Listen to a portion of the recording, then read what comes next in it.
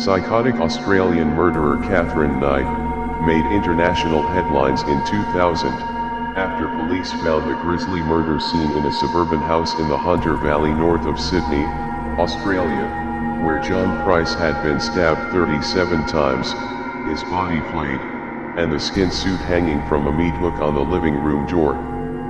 In a further act of defilement, she had arranged his body with one arm draped over a drink bottle. Knight had also left a note with baseless accusations of him being a rapist and child molester. John Price and Katherine Knight pictured during their fiery relationship that he tried to end. She took out her revenge by carrying out the bloody and perverted slaying and dismemberment of his body.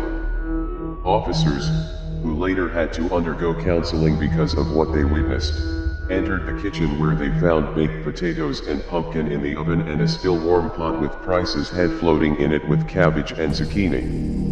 Knight had also prepared gravy and had set the table with place names for Mr. Price's 3 children. She started to eat what she served on a plate for herself, and there was some evidence of chewing on the steaks she cut from him and fried up.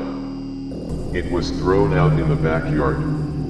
They believe that she tried to eat a piece of one of the steaks, but couldn't and then spat that bit out and chucked the rest on top.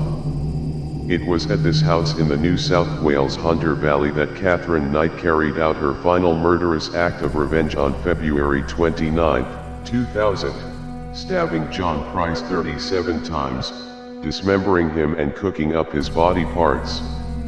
Cannibal killer Katherine Knight slit the throat of one of her boyfriend's 2-month-old puppy as example of what would happen to him if he cheated on her.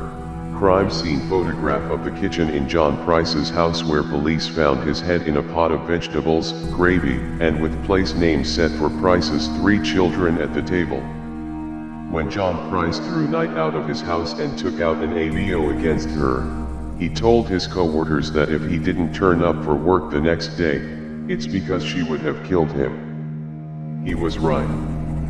That evening, Price went to a neighbor's house to drink before going to his own house at around 11 p.m.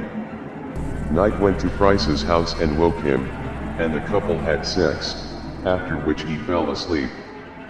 While he was sleeping, she made her final attack, then worked into the early hours of the morning skinning his body and cooking up the parts.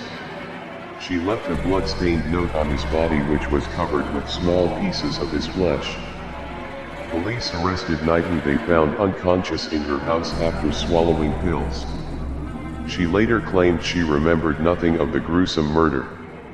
In 2006, Katherine Knight applied to the NSW Court of Criminal Appeal, claiming her life sentence was too severe for her crime.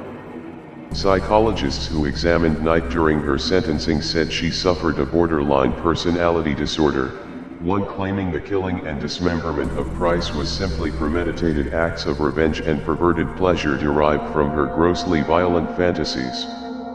In prison, Knight regularly attends church services and sings in a women's prison choir.